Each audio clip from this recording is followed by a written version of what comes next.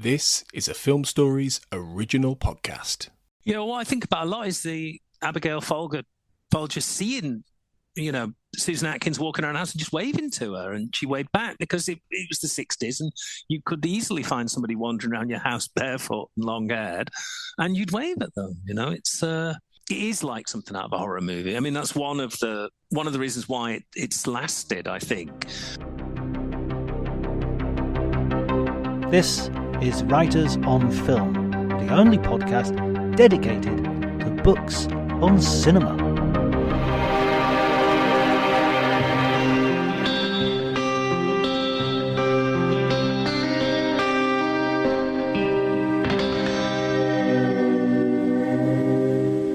Hello everybody and welcome to Writers on Film. My name is John Bleasdale. I'm a writer and film critic, and today I'm delighted to be talking to Ian Cooper, who is a writer of long standing and has two books that we're going to look at today, and two topics which to me seem to be interrelated. And we were just talking off mic, Ian, that they kind of mix and mingle as well, these subjects, right?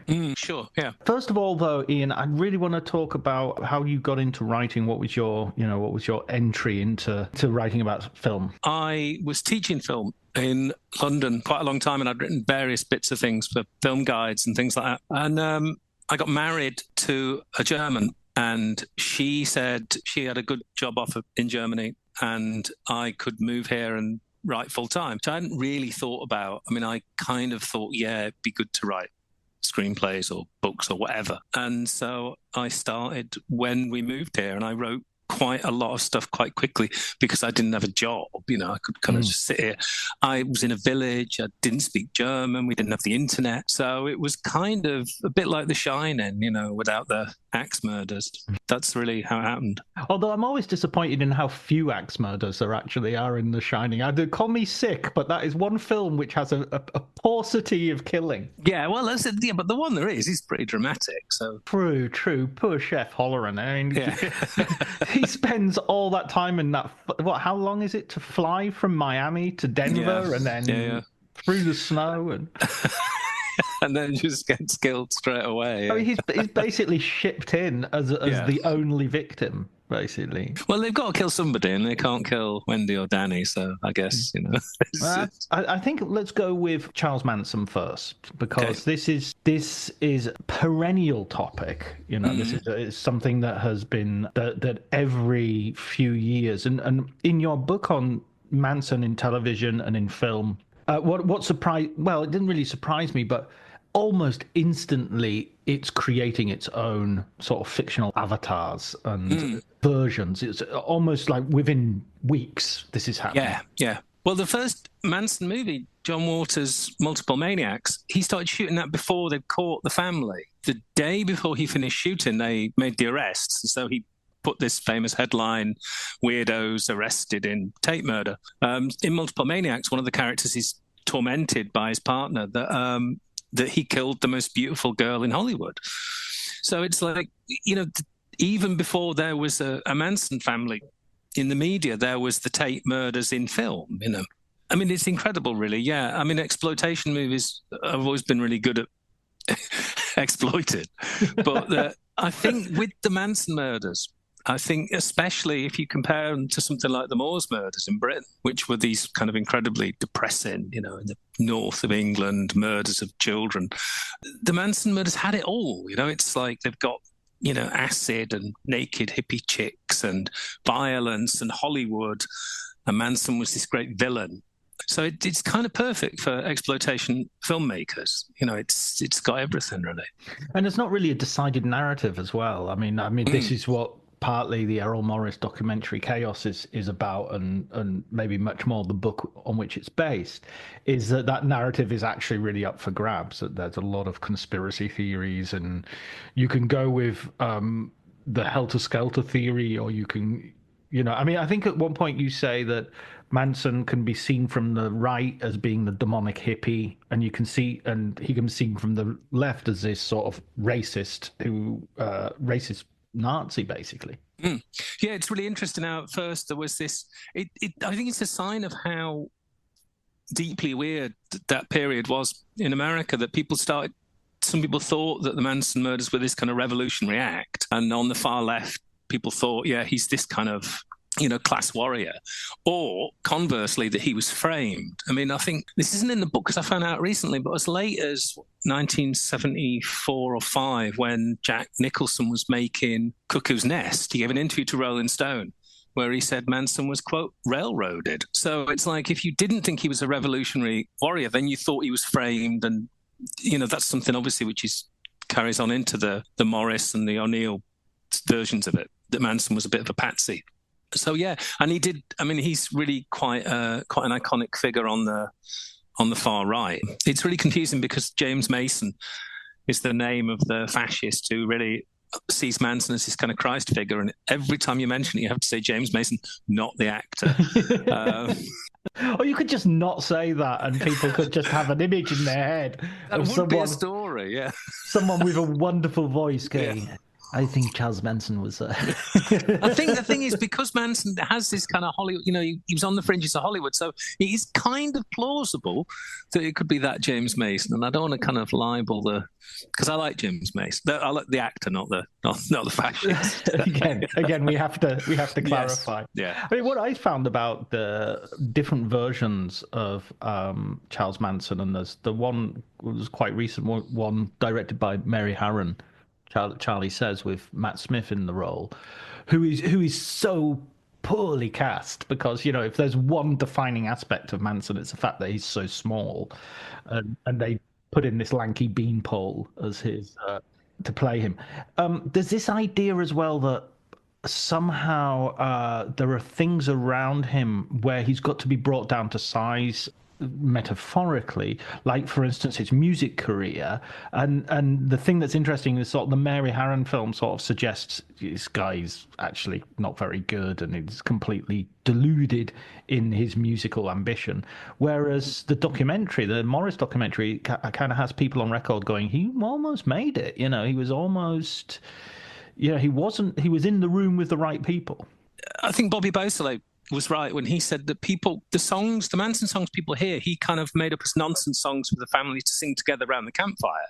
And so, they were kind of childlike, like nursery rhymes. Beausoleil also said that Manson was a kind of proto-rapper because he would change lyrics all the time and he would do this kind of, rap. And he was kind of that weird, I don't want to say articulate, but, he could spin a yarn. And Neil Young said that he was a song spewer, not a singer. And of course, the Beach Boys did also record one of his songs. And, the Beach Boys weren't, are not to be sniffed at. So I think it's sort of fashionable to make out that his music is like Hitler's paintings, But I do think there's quite...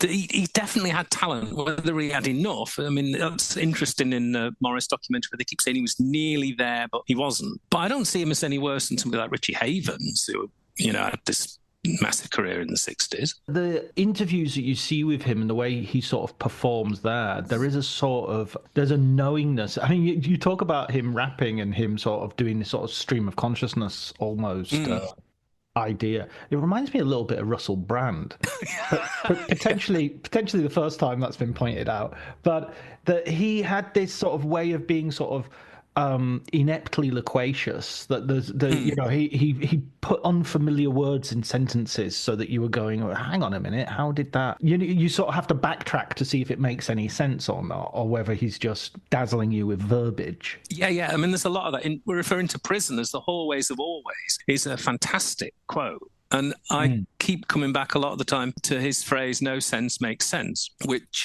it's either seductive nonsense or there is actually something there. And I'm not even sure whether he knew the difference.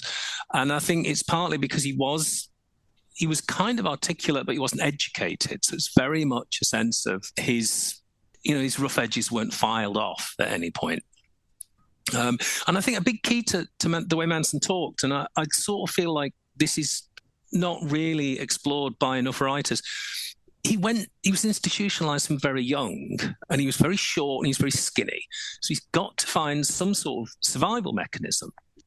And one of them obviously was this, Jeff Gwynne calls it the crazy game, where he learned to seem like a lunatic. But also I think he learned to tell a good story, learned to kind of captivate people the same way as loads of bullied people go on to be comics, you know. And I think that's sort of key to his personality because, I mean, he was sexually and physically abused in children's homes. But you can just imagine how terrifying it would be to be in that situation when you can't fight and you're 5'2" or whatever he was. The depictions that we get, we started talking about John Waters and exploitation, how John Waters was interested in the family more than he was in Manson per se. And then as the films continue, Manson himself it becomes much more prominent as a figure. Yeah. I mean, I think it's sort of strange because this recurs in the Manson family, the Van Beber thing. Then the family is the main issue because the actor playing Manson, partly because the actor playing Manson quit the project. And The Girls by Emma Cline is also about, as the title suggests, the girls rather than Manson. But I think there came a point, and particularly when you see the TV movie Helter Skelter, where Manson is the focus, it's all about him. And it's really like you have these two schools of thought, which is one, who's the most interesting? Is it Manson the guru, or is it Manson the con man? Is it the girls who are sort of these brain dead slaves, or are they, the early equivalent of what we now call lone wolf terrorists? People with a cause, however misguided. I think it's weird. The documentary Manson is very, very good for that because obviously Manson at that point was in jail. So this was made in the 70s, right? In 73, yeah. Right. 73 it came out. It was recorded in the early 70s. And you have, you've still got the family, but it's missing, Tex and Charlie and stuff, the ones who are in prison. And it's quite weird how they come over then like some kind of group with a very disturbing sort of weird ideology, why the murders, why abortion, why birth? They've got an answer for everything and they're there with their guns and their snakes. But it definitely makes one think a bit more about the idea of them as just being these kind of acid-fried killers, or brain-dead slaves. This idea of brainwashing as well. I mean, I've read several articles which contest the whole, credibility of there being such a thing as brainwashing. Yeah. It's kind of one of those things that we say as if it's a thing, but it's actually very difficult to prove that someone has been brainwashed, rather than they're just doing stuff that you don't like, maybe under the suggestion or influence of someone else, but by no means they're doing it willfully, I was, and then when we go into the later 70s, you're really interesting in terms of how films like the Wes Craven film Last House on the Left, yes, and then Texas Chainsaw Massacre, sort of both are influenced by Manson, but sort of flip the narratives in some way. Yeah. I think it's really weird how you've got this. You either have hippie killers or hippie victims, by that time. And I think it's weird because Wes Craven himself referred to the Texas Chainsaw Massacre as Mansonite, and it seems weird when you're watching it, but. I mean, people have pointed out that the opening with this is the most disturbing crimes in American history. People watching it certainly then would have assumed that they were talking about the Manson murders. And so it's really weird. You have this. I mean, in Last House on the Left, the victims are trying to buy grass. They're sort of squares who are trying to be groovy. And yet Krug, he's very much his ex-con. The songs which were written by David Hess and performed sound very like Manson's songs. These kind of bucolic, the contrast with the violence. It's like it sort of bled into, I mean, I guess like Vietnam or, it sort of bled into so many of the horror films of that period, even the ones that weren't explicitly, to do with cults or mass murders or something. It's funny how from your description, I was sort of thinking, oh yeah, I get it. Texas Chainsaw Massacre, the family that they find would be the Trump voters. They would be, you say it's Make America Great Again against the woke teenagers who have turned up. It is like that, yeah. It's like they talk a lot in about the old ways, in the old ways of killing the old, and they are this kind of throwback to this, mythic America. These people turn up in their sort of Scooby-Doo style van, and it's a strange. You've got that thing as well in that which you have in the Manson murders, this idea of city and country, that these weird people come out of the desert and go into the city. And then you have that also in horror movies. You have the reverse, where people leave the city and go, Deliverance or or Texas Chainsaw. So you have this, and I think that's still there in America. The way that it's weird how people on Twitter, a lot of right wingers on Twitter seem really proud to have never been to New York or never been to LA because it's so terrifying. I wouldn't walk. I saw somebody the other day say nobody walks the streets in San Francisco after 5 o'clock. And it's like, they make it sound like Gaza or something. You still have that same, dichotomy between, city and the rural parts. I think that's so psychological. I mean, I've been to so many parts of the world, and sometimes, especially if I'm in a film festival, you'll be told, "Oh, you better stay in the hotel," and it's just like, I'll go for a walk. I'll go for a walk. It'll be fine, and you do, and it's fine. It's more than fine. Yeah, I found that. I went to San Francisco for the first time a couple of years ago, and I was talking to my sister-in-law who'd been, and she said, "Oh no, it's fine. It's no big deal." Oh, there is one bit. It was a bit like The Walking Dead, and I was like, "What?" But cities.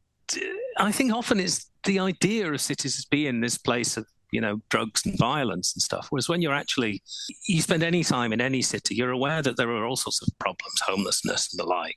Oh my God! This is just, I've been to Whitehaven recently. You don't want to. I mean, there are towns in England. There are small towns in England which are like the urban equivalent of a Harry Potter Dementor. They just suck the soul out of you. Well, I'm from Crewe, so I know all about that, And it's funny because being in LA or New York or anywhere like that was nowhere near as frightening as growing up in Crewe. Partly because there was nothing else to do. When I was young, there was nothing else to do in Crewe except, you were either violent or you were running away from violent people. Gigs were violent, football games were violent. It was just, it's just violence. Violence was the background noise. Absolutely, that was it. There's that book called Crap Towns, which is there's some spoof book, and somebody says describes Crewe as the pavements are slick with vomit, and you feel that every moment could be your last. And that's quite accurate. It certainly was anyway when I was there. Yeah. Excellent. I mean, the thing. So we throughout the movie representations, I suppose if we come right up to date, one of the most recent ones was Once Upon a Time in Hollywood with Quentin Tarantino. I was sort of taken aback by how much visceral loathing Tarantino had for the family. And it's like the family before they're actually really the family. I mean, in the film they haven't committed the murders yet. They're just on their way to, in his alternative history way. It seems ideological to me. It seems like he's going after them, not just as murderous hippies, but as representative of a movement he disdains. Yeah, that's what surprised me about the film. I mean, I think when I saw it, there's this massive sort of contradiction or conflict between, the sort of Hollywood Western actors and, the hippies, not just the Manson family, but hippies per se.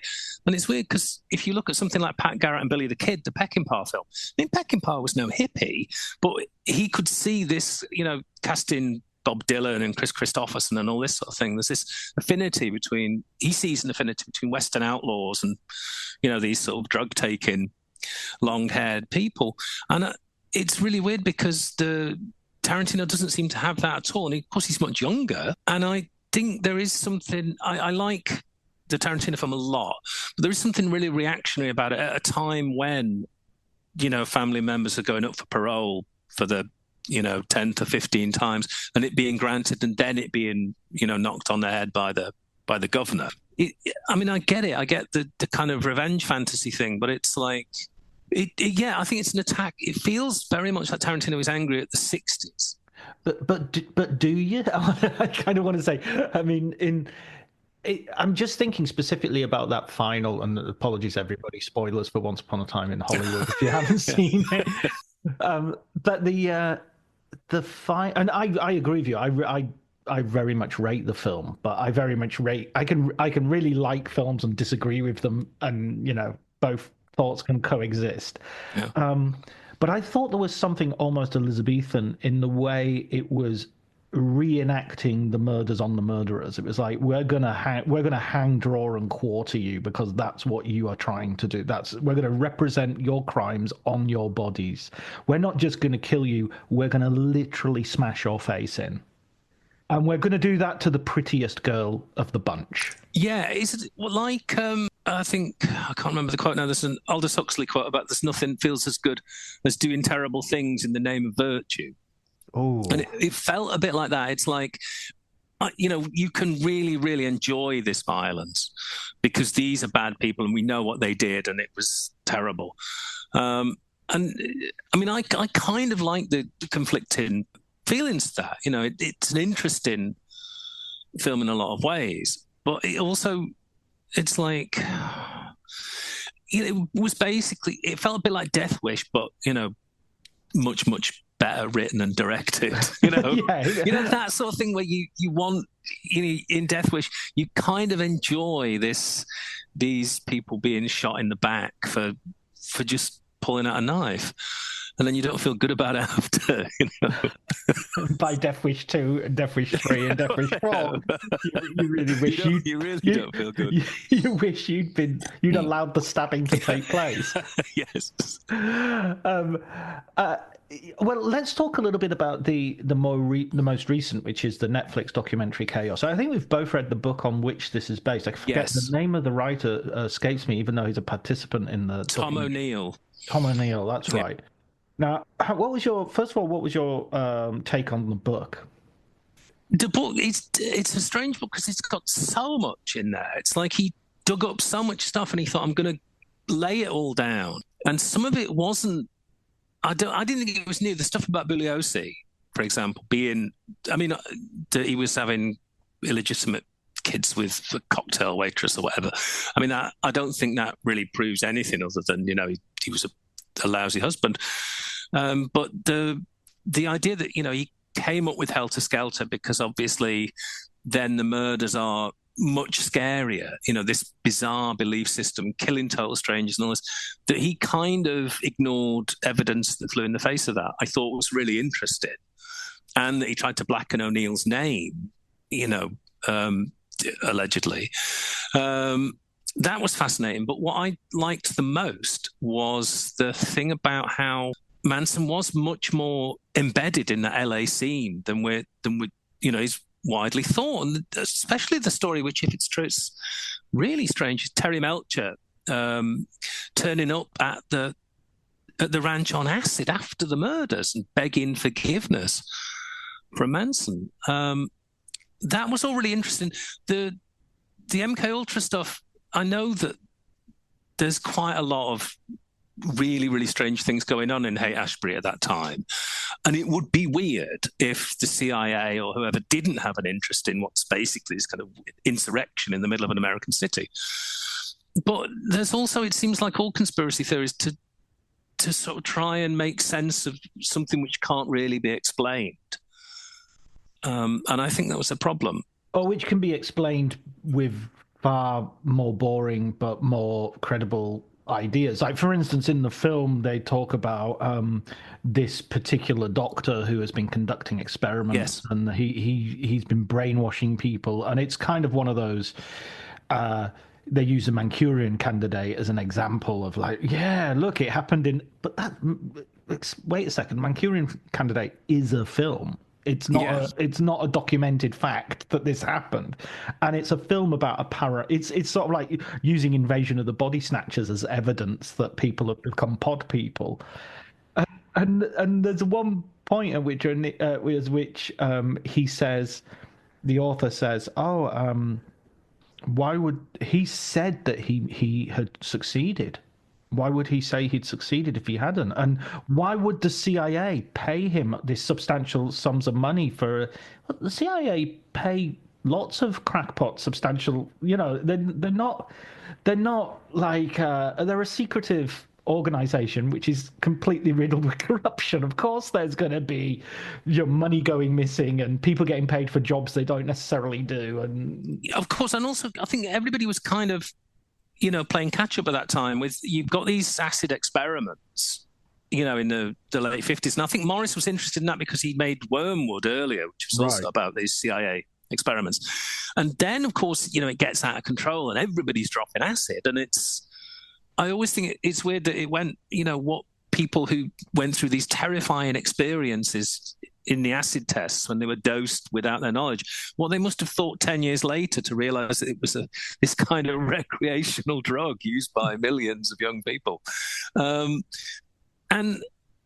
I think I'm not sure anybody knew what was going on. And what I think is notable when you hear Bobby Beausoleil in the documentary as the voice of reason, quote unquote, that is convincing until you realize that it's like the fourth or fifth version of the story he's told. I'm not even sure that the people involved know why a lot of these things happen, partly because of people messed up on drugs tend to make really bad decisions. And when you've got, in the Gary Hinman case, what to do, phrases like this, I think that there's a sense which it's ironic that it's called chaos, I think, because he's trying to sort of lay this framework over, these bizarre events, both with the CIA and with the family. I'm not sure they, in retrospect, trying to understand what was going on then is weird. And also, like you said, there were so many flakes and weird people involved, and you get these people, these acid dealers who are working with the CIA, and it was just a really weird time. Yeah, I mean, I think if you lift the rock of any of these sort of secretive organizations and national security organizations, they're dealing with lots of people who, they've got lots of, any police department will have confidential informers that you would not, if you trace them, and they were paying this guy and he did this, it wouldn't look good. But that's sort of like the messy, murky world that you have to deal with if that's the, in law enforcement, even in just very banal, managing a medium-sized city. So I don't know. I think it's, I find it unconvincing. As soon as MK Ultra gets named, I find my eyes glaze over, and I sort of like, suddenly people seem to become very gullible because it's a good acronym. Yeah, I mean, I think that it is fascinating, and it is the case, like in the Morris Wormwood thing, that they were dosing people with acid who were falling out of windows. I mean, but I also think about all the President's Men when they suggest, these are not very bright guys, and it got out of control. That's a good quote. Yeah, because it seems like the idea of the CIA as being this kind of, like the Illuminati or the Freemasons, as kind of these moving everybody around like they're puppets. And I don't think that's the reality of things, looking at the way that, all sorts of things work out. It's often it's just things get out of control. And it's different departments, different departments doing different things. I mean, I think one of the best films about the CIA and the national security sort of apparatus is Burn After Reading by the Coen brothers, in which, it's superb because it's a comedy about a conspiracy that never happened. It's like a typical Coen brothers where there's no there, and lots of people die, a little bit like Fargo.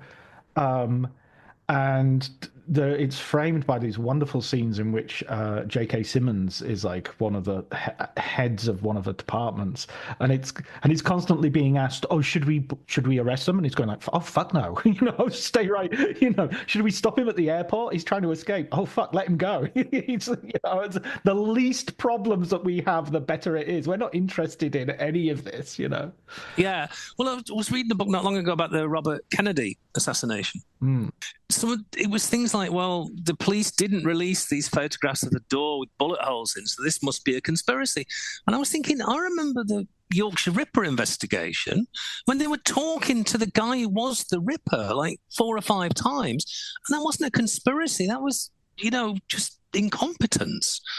And the idea that something, some screw up somewhere, some photograph not being released or some interview not going ahead, is part of some grand design rather than somebody screwing up somewhere is weird to me, you know, and that I think that sort of magical thinking is behind a lot of these ideas, you know. But also it is, as you say, because I think the Manson case lends itself to that, because there is no definitive, you know, we're still arguing about the motive, and so it's ripe for conspiracy.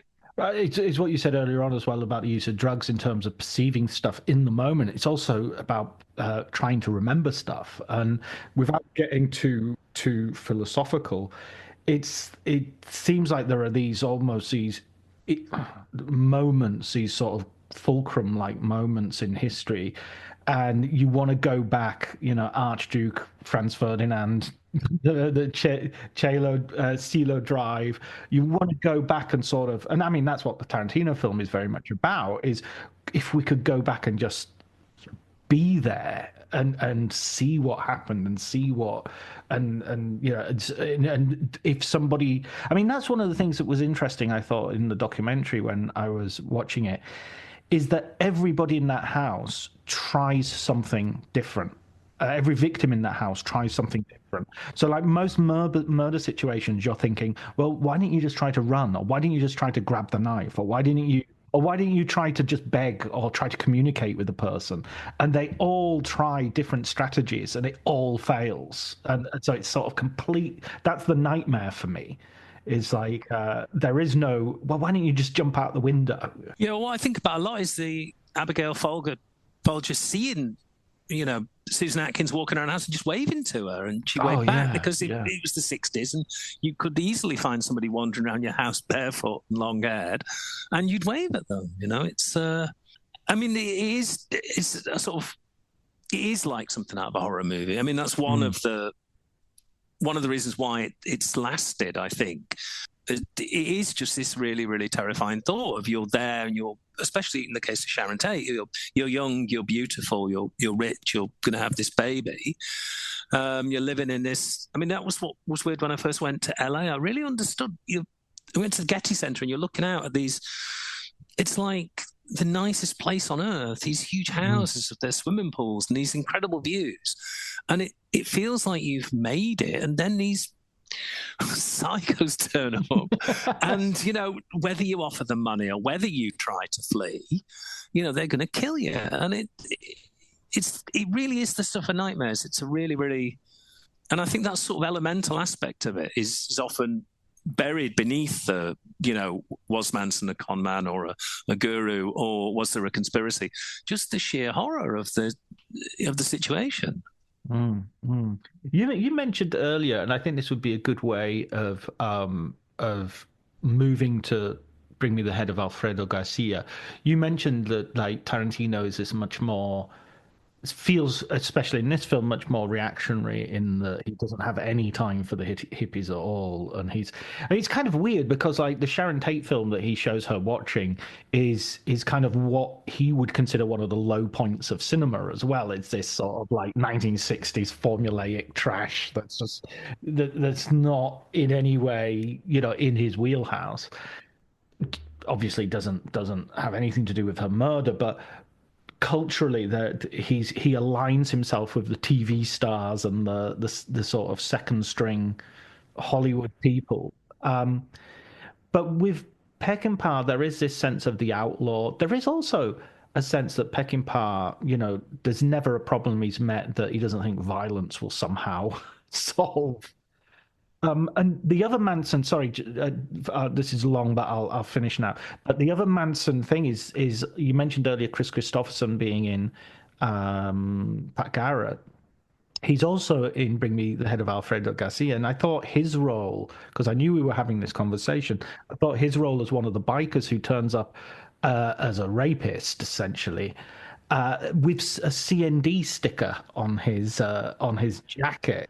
Is precisely speaks to that sort of moral political confusion that Manson seems to evoke. Yes, and it reminded me as well of in Dirty Harry, Scorpio with his peace sign belt buckle. Yeah. You know, this sort of hideous racist hippie with his peace sign belt buckle. There seems to be quite a lot of that. These kind of, and he's yin and yang, as well. Christopherson on the back of his jacket. Yeah, I mean, I think I described in the book as Manson-ish. I was quite shocked when I saw the film. I watched it before I wrote the book. I rewatched it and I thought, God, he really does look a bit like Charlie. I think Peckinpah. I think as far as his attitude to things, I think Pauline Kael, who I have mixed feelings about generally, but she knew him quite well, and she said he just wasn't a reasonable person. Right. People look at him as this icon of artistic integrity, and I do to a degree. I mean, I get quite sort of angry when people say, "Oh, he was a drunk or he was really difficult," because but he made great films, and he did have issues, but I think that he just wasn't a reasonable person. And I commented on that in a thread on Facebook, and somebody said, "Oh, I wouldn't take Pauline Kael's word for it." And Monty Hellman came in the thread, the director, and said, "Actually, I knew Sam well, and Kael is completely right. He wasn't a reasonable person." And I think that's it. It's easy. Monty Hellman has entered the chat. It was like that, really. I was trying not to show that I was like really, really, it's one thing. It was like that bit in Annie Hall, when Marshall McLuhan turns up. Here's Monty turning up to save me. But I think that's it. I had this romantic view of, the Orson Welles and Peckinpah and these people, but often they don't help the situation. And I think it was Kael also, so he wanted to humiliate people when he studio executives. He wasn't interested in winning. He was interested in, humiliating somebody else. And, I think he was a really difficult person. Yeah, I think there's something to do. There's a like conflict which can be creative, and it can even be motivated by sort of high values. I've got an artistic vision. I will fight everybody until I get what I want. But there is that, and then there is also you just have a shitty personality. Like you just don't get on with people. You're a bully. You don't like people. I mean, you're doing these arguments in spite of the work rather than because of the work.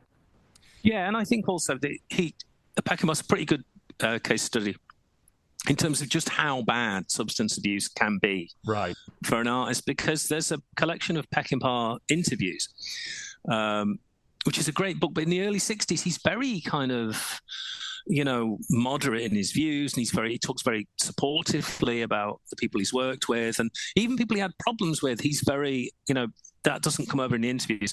By the early 70s, he's really playing the role of Sam Peckinpah. He's very confrontational. He's very funny, which, I think that is often lost because there's not a lot of humor in the films. But he's just so bitter. And maybe, obviously, who wouldn't be with you're having projects recut just so MGM can recoup funds they've pissed away on a hotel. But I think also the alcohol and later on the drugs really took their toll on him, I think.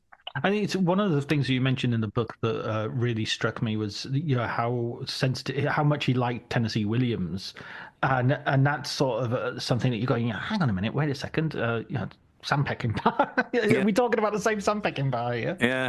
Yeah, and I think that's there. I think it's really weird. There's a Barry Norman interview that turns up on YouTube where I think he's promoting Pat Garrett, and he's like a college professor. He's so soft-spoken and so, thoughtful. And you sort of see that when he was sober, and when things were going his way, as obviously, in the wake of the Wild Bunch, he's riding high. But then it didn't always work out. And I think, it's the way that some people deal with disappointment. And he didn't have... This sounds like a euphemism, but he didn't have the best, the most healthy coping mechanism. No. So and I think that Alfredo Garcia is partly about that. It's a film about rage. Well, let's talk about that, because this is a film that I think I've said this so many times on this podcast. Actually, I think I saw this first on Moviedrome. Warren Oates of course, was in The Wild Bunch, and it's not really a lead actor, but he has a role in Badlands. He's part of the ensemble in Wild Bunch. But then Monty Hellman, he was in Cockfighter as well, which is a very unseen, underrated film. But here he's sort of like a romantic lead, albeit a lead who, after a love scene, gets out and starts cracking lice from his pubes between his thumbnails. Which you talk about talk about not much humor, but I found that very funny. I just find that weird. It's really like, it's quite an off-putting film in a lot of ways, and it's really like, on some level, it's like, well, violence won't put people off, but this guy dousing his crotch in tequila, which I don't think is actually, I'm not sure that would work. We don't get anything else from the pubic lice the rest of the film, so maybe it does, I don't know. He's very weirdly cast, and because he was a great supporting actor. I mean, he steals Tulane Blacktop, I think. But, loads of people have said this, and watching it again quite recently, I thought he's so much like Peckinpah. The story is that Peckinpah didn't realise that Oates was playing him, which I'm not entirely convinced by. They were Sam's sunglasses he was wearing. Right. And I love that he wears the sunglasses in bed, but when he's driving in the bright sun, he doesn't wear them. And it's like, Oates obviously it's an old story with directors, they cast a surrogate, but it's really, really hard in the film when you see Oates, being this kind of loser who's laughed at by all these rich suits, to not see that as how Peckinpah saw his career. And he's a piano player, he's an artist, and his girlfriend is a singer and a guitarist, and so there's a sense of they're the artists against the world. Yes, bartender, as they refer to him, so they don't even call him a pianist. They refer to him as bartender. And he is, and, it is the classic, the loser's revenge, the worm turns. Why I'm really not sure is how, if we're supposed to see it as, that he does achieve this kind of glorious revenge, because, of course, he dies. It's like, it doesn't seem to be a film that celebrates him fighting back, but then on the other hand, it does feel good when he just starts killing everybody, because he's a really unsympathetic people. But they are so unsympathetic. The ghastly people in the hotel suite and El Jefe and stuff. There's a weird bit where he says he could have died in Tijuana and never known what it was all about. And it's like, is this what it's all about? It's not really about money. It's about, revenge on the world. Well, that's the difference between this and Pat Garrett and also The Wild Bunch is, those are people who are marked for death, and they're cowboys, and ultimately, one way or another, they're going to be got, Pat Garrett, as much as Billy the Kid, it's not just going to, it's going to come to them all. So better to go out in a blaze of glory, fighting, taking them with you. But with Benny, you get the feeling that he could just have turned down the job, and that would be the end of the film. He didn't have to. He didn't have to do this. This is a chance he's taking, and he isn't like the. I mean, you have a backstory that he's been a soldier, which explains his sort of facility with firearms. But there's no sense that he's like a cowboy or an outlaw before this. He's just working in a bar. I mean, he's kind of the glad-handing American tourist. He's like Richard Burton in Night of the Iguana. He's just the guy who's seeing the bus of tourists. Enjoy your time finding the soul of Mexico, guys. Yeah, and singing Guantanamera, of course. Which is the the finest the tourist standard. Yeah, I mean, I think it's weird because Peckinpah, of course, was in the army, as was Oates. So, he turns down the $5,000 they give him as well. There is a point where he could take the $5,000, which is a lot of money for him. Because originally he's after $1,000. And then of course has been pointed out loads, and it always kills me when he forgets the money at the end and has to go back to get it. When he leaves El Jefe's, he takes the head. Come on, Al, we're going home, and then leaves the money. He has to go back for it. So it's, it really isn't about money. Yeah, absolutely. I mean, and Peckinpah, you mentioned this in the book as well, that Peckinpah saw this as sort of wanted to sell this as a love story, which shows probably how much booze was addling his brain at this point. Yeah. Because Yeah, go on. Well, just that there was this love story. There's this love story between him and the woman that he sort of feels betrayed by because of her relationship with Alfredo Garcia. And a lot of the violence is motivated. You've got that almost rape scene. This is many people's problems with Peckinpah. I think much more than the violence. It is this sort of ambiguous relationship to women who, well, ambiguous. I'm not sure if ambiguous is the word. It's just straightforwardly misogynistic. Yeah. I mean, I think a lot of people tie themselves in knots trying to defend Peckinpah's misogyny, but I think Paul Schrader was more accurate when he said that he learned from Peckinpah that you should just, reach into yourself and put it on screen. Yeah. And I think there is something really ugly about the way. I don't think it's about women actually, but then that in itself is quite misogynistic. Women are just the collateral damage in the struggle between men. I mean, the bit when she goes off with the Chris Christopherson character, and Benny is left with the Donnie Fritz guy, and he says, "Oh, yeah, so she can handle it." It's like men bond with men, even when the woman they're with is off being sexually abused, and I think that's there in Straw Dogs too. That it's like. Men get at each other through violence against women. And women are, this collateral damage of these male struggles. And that's pretty dodgy in itself. Yeah. I mean, he's being cooked, essentially. And I think he seems fascinated with betrayal of all sorts, Peckinpah. And that seems to be the thing, really. And women are just, another way in which you can be betrayed. Sometimes it seems almost pathological, especially in The Getaway, when where this guy has to watch his. I mean, he's literally cuckolded in that, with the Al Latieri character.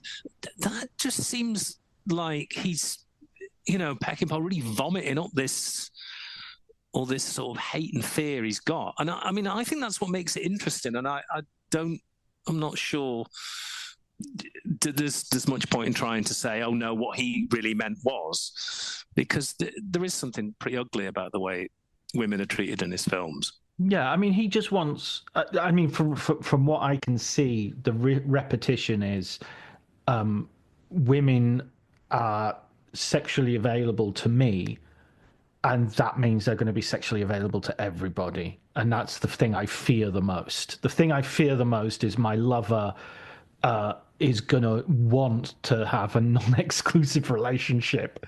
And even though that might be something that's okay for me to have, my romanticized view of a woman should be that she loves me and loves me alone. And so you have this uncomfortable feeling where the rape becomes a love scene, where she sort of feels sorry for Chris Christopherson and they start to get it on. And I mean, the 1970s, this idea was kind of rife that there were rape fantasies. It pops up, of course, it's, Straw Dogs and, all these ambivalent and then not ambivalent rape scenes. Even Diane Keaton in Looking for Mr. Goodbar, there's this sort of, where does sexual promiscuity in a woman lead? Where will it go in a misogynistic society? I think this is really reactionary. I mean, it's part and parcel of the view of the sexual revolution, I think. Right. Once women cast off marriage and family, who knows what's going to happen? Where will it end? In rape and death. They're eating dogs, they're eating cats.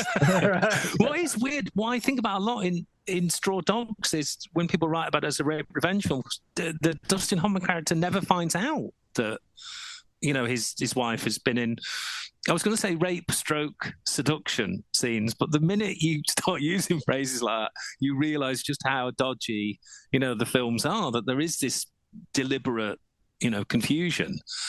So it's like we see it. We see the Amy and the villagers, but he never finds out. And of course, that's not in the book. The source novel. The guy who wrote the source novel, The Siege of Trench's Farm, described Peckinpah as a sick individual, presumably because of that rape scene. Yeah, it was very much. I mean, it was a thing in that period, but it was also something you see particularly in Peckinpah. Yeah. I remember listening to Susan George on the radio once being interviewed about that rape scene and saying it took like 4 or 5 days for them to film, and that's one of the things that knowing how films are made, there are so many moments where somebody can go, are we sure we want to do this? Are you sure you want to put the camera there? Are you sure you want to have this last quite so long? There are so many moments where you could sort of decide to do something else. Yeah. Well, I think it's weird. I think I might say this in the book, but it's something that I've definitely said it in another book as well, that when you started to get the collapse of the production code and you could start to show, sex scenes, how many major directors opted straight for rape scenes? You've got these, it's like we've got this naked woman and we could have a shower scene and we could have a sex scene, but no, we'll have in Clockwork Orange and Straw Dogs, and even something like The Devils, where you've got these naked nuns being manhandled and mistreated and tortured. And I know there's the theory that it's some sort of reaction against feminism, but it seems weirder than that often. Yeah, I remember reading an article, I think it was in the Sunday Times once, that was sort of bemoaning, this was years and years ago, bemoaning, might have even been at the time of the accused, that rape was being put on screen so frequently, and it sort of said, oh, it's a cheap way of having violence and sex at the same time. And I sort of remember thinking, oh, that's sort of nonsense. It's a simplistic way of looking at it. But there are times in the 70s where you do sort of think, Jesus Christ, it was hard to be an actress in the 70s. I mean, you must have been, what page am I getting raped on? Because it's... and even in quite inconsequential movies, not even, it wasn't like the movie's about this. It's weird because in A Clockwork Orange, it's violence, but it's also straight away it's sexual violence. This isn't, clearly Alex is supposed to be like a football hooligan, but it's so much of the violence is against women, and so much of it is quite, lovingly portrayed with lots and lots of nudity and these. And I mean, I think it's, in Peckinpah's case, it's something almost pathological, but there was definitely something in the culture then. But it's funny when you said Diane Keaton, because I was thinking there's a line where she says in Play It Again, Sam, I'll never get raped, not with my luck. And it's like, and I guess that it depends on who's doing the raping. Yeah, she has that line, and there's a very funny joke there, which again, there shouldn't be such a thing as a funny rape joke, but she says something like, "Oh, did you hear about the sexual assaults that were happening in Connecticut?" And Woody Allen's character says, "I'd never even been to Connecticut." Which, considering what was to happen later in his private life, it's a massive rings a massive bell these days. Yeah. I think it was very much. It's just interesting that. I mean, I've always thought it's fascinating that when the production code collapsed, violence was the go-to for so many directors rather than sex. But then I guess European filmmakers have been, using graphic sex for quite a while. Oh, I think there is also a sense that I think even today I've seen films very, very recently where the idea of there's this, the most graphic depiction of rape ever sort of. I mean, obviously we've had Gaspar Noé's Irreversible, but even more recently there's been several films that, the names of which, one called Jupiter's Moon or something like that. It's just vile, sort of in your face, absolutely. I'm not sure if Irreversible is necessarily vile, but the actual scenes themselves are vile.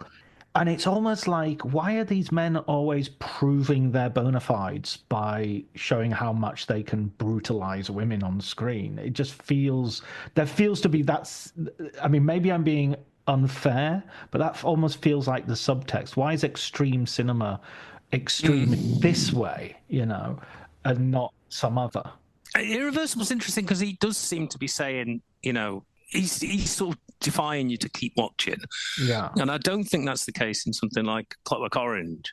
I think, the sort of aesthetics of the film, you're impressed with the filmmaking. It does seem to be, I think, in irreversibly, it's almost like he's saying, especially in the opening scene, more than the rape scene even, how much of this can you take? Yeah. It's a much more effective film than Funny Games, I think, in that sense, because it says, look, how much of this can you take and why are you watching it? Because it's so, and there's the fact that it's like static camera. So you can't even say, as you can in the Singing in the Rain bit in Clockwork Orange, oh, but it's so beautifully filmed. But yeah, I still think it's not going to go away, is it? The sort of brutality of. No, I mean, as long as it exists in the world, it's part of the world, and it should be there. And I'm not even saying it should be proportionate, because drama is always fed off violence and conflict, so it's always going to be disproportionate to what it is in life. It's like the day-to-day scene with the swimming pool attendant saying nobody drowned. Listing the years. 1977, nobody drowned. 1978, nobody drowned. 1979, somebody drowned. That's where we put the movie. That's where we shoot the movie. Now, your original reaction to Alfredo Garcia was, I think, probably similar to mine, where you thought it was a bit of a hodgepodge and you weren't quite sure. But now, where do you stand on it? What's your?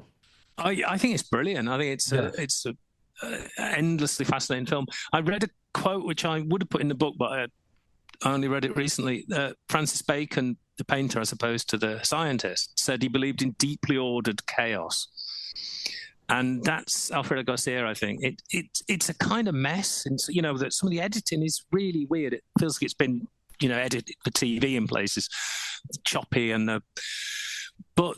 Well, I was wondering about the cut I was watching, because I watched a cut off the internet database, the sort of free thing, and it's just under 2 hours. And I was thinking, am I watching a sort of cut version? Because it doesn't seem as violent as usual, and... there's not much slow motion. I mean, there's literally like 4 or 5 shots of slow motion in the whole thing. A car going through a puddle, which is really underwhelming. That seems deliberate. That is just as self-destructive as Peckinpah's cocaine habit, I think. This casual use, it's like a car going through it. It's like, you want slow motion? Here's slow motion. Yeah. I don't think it's that bit at the beginning where they break. Apparently, it's supposed to be her wrist, although it always seems like her arm. The pregnant.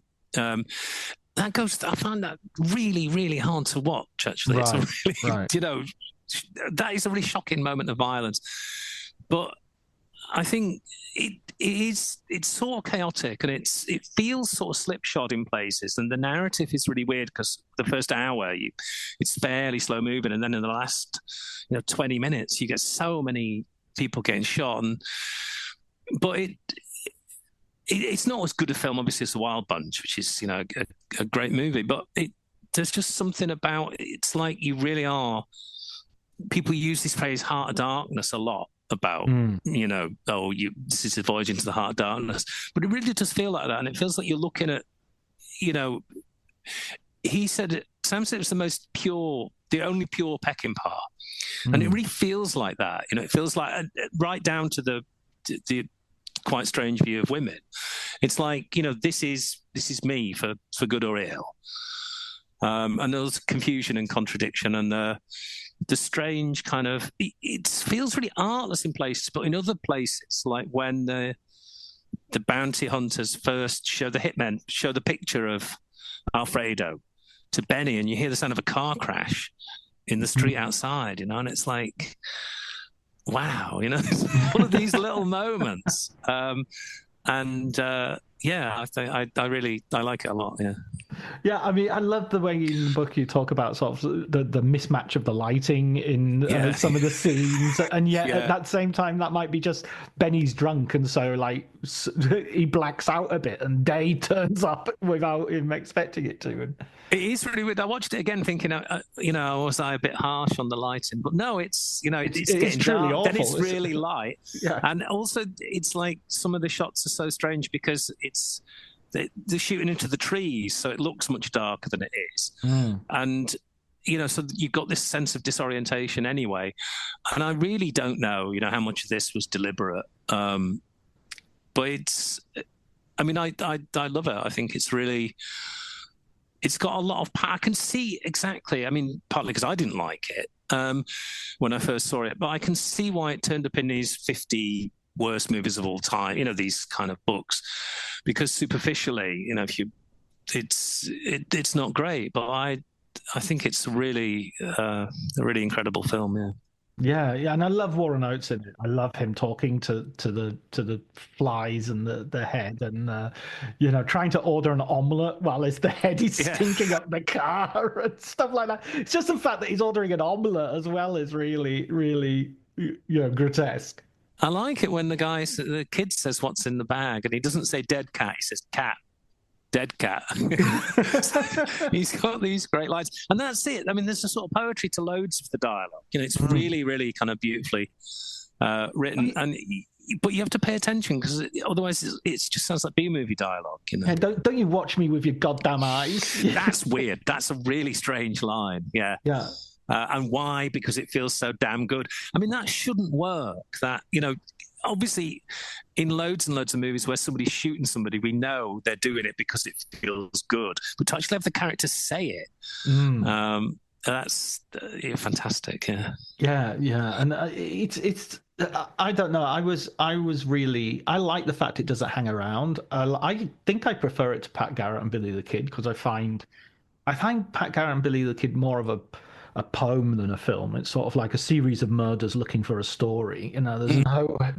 It's constantly about somebody going. It's like Beckett in a way. It's constantly about someone going, I think I'll leave, and then not leaving. It just feels really like a stoner movie. It's really funny because when you watch things like Slacker and stuff, and these films that have this kind of dope vibe, and Pat Garrett always feels like it just. It's violent, but it doesn't feel violent. It's everything is kind of drawn out and elongated, and I like that. But it's very much, this sort of stone trip to death. It's this really long, and like you say, we know the characters are going to die. It's even if you don't know anything about them, it's really they're Walking Dead essentially. Yeah. I rewatched as well Missouri Breaks recently, not having watched it for a long time. So I think I was a kid when I watched it originally. And I feel that's an absolutely unrated masterpiece. I think that's a film that really deserves a reevaluation, including Marlon Brando's just phenomenal. I think it's one of his best performances. Yeah. No, it's a great film. That's another one that I saw when I was a kid, and I just thought, what is it supposed to be? A comedy? Is it supposed to be a western? He's dressed as a woman. Yeah, he's singing the love songs to his horse. I just thought it was terrible, and then I watched it 20 years ago or something, and I thought it's actually fantastic. Yeah, it's great. It's got a really, another very druggy kind of vibe, and I know that Jack years later said to somebody, it's a wonder I survived that shoot. It was so excessive, apparently, but it feels like that bleeds into the film. It's a film of such, and it's really violent. It's got this really playful tone, but then it's really violent in places. And no, I think it's loads of those late westerns, I think, are still underrated, partly because the western was, on its last legs. And partly because they just seemed really strange to people who liked westerns. They're not action movies, and they're tonally all over the place. And I think that but there's some really great films there. Yeah, absolutely. And it was really amazing rewatching Alfredo Garcia, because it brought to mind also, you mentioned The Grifters earlier, Jim Thompson. It felt like, somehow there's a movie, a bit like The Truman Show is the best Philip K. Dick movie, which isn't obviously based on a Philip K. Dick, but, it's a best movie of an author without being based on their work. It felt that was the best Jim Thompson movie without being based on Jim Thompson's novel. It's funny you said, because I was talking to somebody, I was arguing online, and I said I like The Getaway. Monty Hellman? Yeah, no, sadly not this time. No. Well, The Getaway I love, but it misses the great ending of Thompson's book. Absolutely, the cannibalism. Yeah, and somebody said, but Alfredo Garcia takes place in Thompson's world. It's like he missed it out of The Getaway and then immerses us, in Thompson's world for a later film. And I thought, that's true, actually, that it's, what we miss in The Getaway, we have in spades in Alfredo Garcia. Yeah, it feels like that's, it's, I think in the David Weddell biography, the chapter with about the film is called Into the Abyss. And it feels like that. It's like, right, well, we're going into the abyss this time. It is very, very Jim Thompson, yeah. Ah, wonderful. Well, listen, Ian, a last question. I'd like to ask you for a recommended film book. Recently, I read Pictures from a Revolution by Mark Harris, which I bought in a remaindered shop and thought there's nothing I need to know about Bonnie and Clyde and stuff like this. I got this hardback for about 99 cents. And I thought it was great. I loved it. The stuff about Dr. Dolittle in there. Do you know the book? Yeah. We've had Mark on the podcast as well. Oh, right. Okay. Well, I just thought, I'll skip all the stuff about, maybe read about it in the heat of the night, but I'll skip the stuff about Dr. Dolittle. I found the book to be fantastic. Really, really good. It felt really like I learned a lot about films that I thought I knew a lot about. And it even sold me on Dr. Dolittle. It really did. You can think of like Aguirre, Wrath of God, and stuff like that as being crazy productions, but Dr. Dolittle being a crazy production. Yeah. And I was also I haven't read it actually, but The Studio by John Gregory Dunn. Yeah, because in that he talks about. And I was reading that when they were making Planet of the Apes, somebody in the studio said, "Oh, one of the operations they do in that's not how you do that operation." And somebody in the screening room said, "Maybe that's how apes do the operation." And it's like, that's Hollywood thinking in a nutshell. Exactly. I saw a brilliant social media post with the picture from the end of Planet of the Apes, and they said, what's not explained in the movie is how they got the Statue of Liberty and transported it to the Planet of the Apes. You get a lot of them. There was a really good one about Titanic, where somebody said there's a glitch in Titanic because somebody says, as I walk through the valley of the shadow of death, and that's from Coolio's Gangster's Paradise, which wasn't released until God bless the internet and all who sail on her. I really, I've got, on the strength of Pictures of a Revolution, I'll listen to the Mark Harris thing. I bought his Mike Nichols biography, which I haven't read yet. Yeah. But he also did Five Went to War. Five Came Back. Came back from war. Yeah. Which is really good, really, really well worth a read as well. There's I think there's a Netflix documentary on it as well. Yeah, maybe even Spielberg or Scorsese each did. I've got a feeling there's some sort of high up production on that. Because I find a lot of the time with film books, I like David Thompson, but I'm always arguing with him. I know that's partly David Thompson's thing, that he's there, he's provocative. Yeah. But a lot of the time when it's film history, it's like, I just feel like it's either films I don't care about. Right. Or it's films that I really love, so I've done so much reading about them anyway. Right. And that's why the Harris book really struck me, that it's like, a lot of this is my thing, Bonnie and Clyde, Arthur Penn, I love all that. And when you're finding out something new about it, and you're asked to look at a film which, I've seen Dr. Dolittle when I was a kid, and I thought it was rubbish then, Yeah, right. Before you even knew films could be rubbish. Yeah, and it also confirms my view of Rex Harrison, which, So that's all I want in a film book, really. Oh, brilliant! Well, you've come to the right place. Check out the other episodes on the podcast. I'm sure there's going to be some there that you'll enjoy. Well, listen, Ian, thank you so much for taking part in this. It's been a real pleasure putting these two subjects together, these two topics together. No, I've loved it. No, thank you.